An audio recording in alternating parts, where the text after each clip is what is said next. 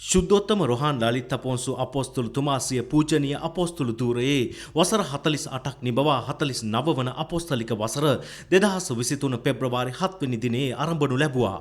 1975 පෙබ්‍රවාරි 7 වෙනි දින සවස ශ්‍රී ලංකාවේ කටුනායක අප ස්වාමිදූගේ සිද්ධාස්ථානයේදී ලොව දස 4 වෙනි අපොස්තලතුමා ලෙසින්ද ජේසුස් ක්‍රිස්තුස් වහන්සේ දර්ශනය වී පත් කරනු ලැබූ ලොව දෙවන අපොස්තලතුමා වශයෙන්ද පත් කරනු ලැබූ උන්වහන්සේ ඊට දින 5කට පෙර එනම් 2023 පෙබ්‍රවාරි 2 වෙනි දින සිය මෙලොව ජීවිත ගමනේ වසර 66ක් සම්පූර්ණ කරමින් තම උපන්දින සංවත්සරයේද සමරනු ලැබුවේ සිය බැතිමතුන් රාශියකගේ උණුසුම් සුබ පැතුම් මැද්දේයි.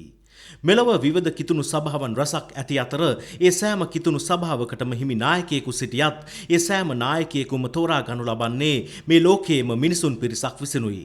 එහෙත් අපොස්තුලවරය සඳහා මෙලොවින් යමකුව තෝරා ගනු ලබන්නේ මෙලොව කිසිදු මිනිස් කණ්ඩායමක් විසින් නොවේයි. ඒ නිසා අපොස්තුලතුමෙක් වීම සඳහා කිසිවෙකුටවත් කල් වේලා ඇතිව පුහුණුවකට යා හැකි ආයතනයක් ලොවේ කොතනකවත් නැහැ. මෙලොවින් යමෙක් අපොස්තුල ධූරය සඳහා තෝරා ගනු ලබන්නේ ජේසුස් ක්‍රිස්තුස් වහන්සේ විසින්ම වන අතර මේ අප ජීවත් වන කාලේ ජේසුස් ක්‍රිස්තුස් වහන්සේ මෙලොව නොමැති නිසා මේ උතුම් පූජනීය ධූරය සඳහා උන්වහන්සේ යමකුව තෝරා ගනු ලබන්නේ මෙලොවට දර්ශනය වීමෙනුයි. ඒ අනුව ජේසුස් ක්‍රිස්තුස් වහන්සේ මෙලොවට දර්ශනය වී තෝරා ගනු ලැබූ ප්‍රථම අපොස්තලතුමා වූයේ ශුද්ධෝත්තම පාවුල අපොස්තලතුමයි.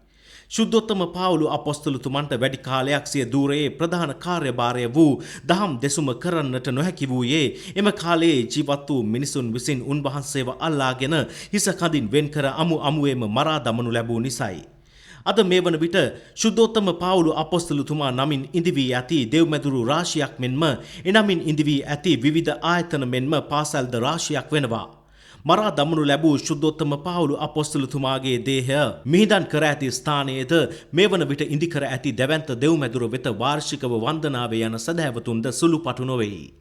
මෙවන් සියලු දේ සිදුවන වටපිටාවක් මැද ජේසුස් ක්‍රිස්තුස් වහන්සේ නැවත වාරයක් මේ ලෝකයට දර්ශනය වී තෝරා ගනු ලැබූ සහ තවමත් මෙලව ජීවත් වන අපොස්තලතුමාණන් වූ ශුද්ධෝත්තම රොහාන් ලලිතපොන්සු අපොස්තලතුමා ජේසුස් ක්‍රිස්තුස් වහන්සේගෙන්ම ලද පත්වීමට වසර 48ක් සම්පූර්ණ වීම 2023 පෙබ්‍රවාරි 7 වෙනි දින සිදු වූ අතර මෙම පූජනීය ශ්‍රේෂ්ඨ සිදුවීම නිල වශයෙන් සමරනු ලැබුවේ 2023 පෙබ්‍රවාරි 18 වෙනි දිනයි. ජේසුස් ක්‍රිස්තුස් වහන්සේ දර්ශනය වූ ශ්‍රී ලංකාවේ කටුනායක අප ස්වාමිදූගේ සිද්ධාස්ථානයේදී ඉතා උත්සවාකාරයෙන් මේ පූජනීය සංවත්සරය සමරනු ලැබූ අතර දිවයිනේ විවිධ ප්‍රදේශයන්ගෙන් විශාල ජනකායක් මෙම අවස්ථාවට සහභාගී වී සිටිනුද දකින්නට ලැබුණා.